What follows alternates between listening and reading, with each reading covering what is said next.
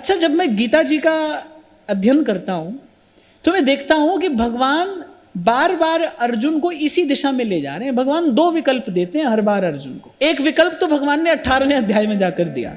उससे पहले तो भगवान यही कहते रहे, भाई देखो ये दो रास्ते हैं, अब तुम अपने विवेक से चुनो कि तुमको किस मार्ग पर जाना है। अर्जुन बार बार पूछ रहे हैं।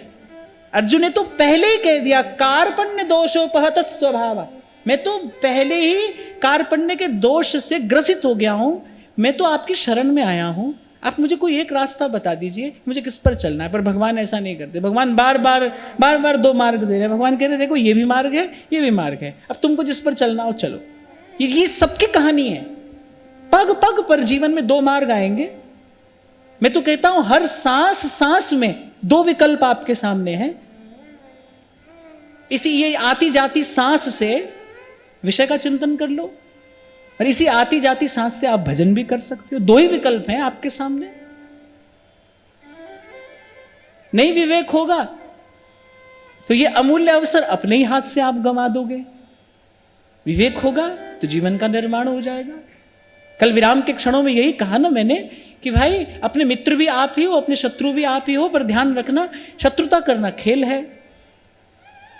शत्रुता खेल है, बहुत आसान काम है। कहीं पर भी आप देखिए भाई, जीवन के किसी भी क्षेत्र में, किसी भी परिधि में आप जाकर देख लीजिए, कुछ नष्ट करना बहुत आसान है, बनाना कठिन है, निर्माण कठिन है। एक भवन को बनने में 2 वर्ष लग जाते हैं, उसको गिराना हो 2 घंटे का काम है। एक बड़ी बड़ी कीमती वस्तु जिसे बहुत लोगों ने बड़ा परिश्रम करके बनाया है, सालों लगाकर कोई वस्तु बनाई है, छोटा सा बालक भी उसको नष्ट कर सकता है, अबोध बालक उसको नष्ट कर देगा। तो आप देखोगे कि विध्वंस सबसे सरलतम प्रक्रिया है, सबसे आसान है नष्ट कर देना, बनाना कठिन है। किसी संबंध को नष्ट करना हो एक मिनट की बात है।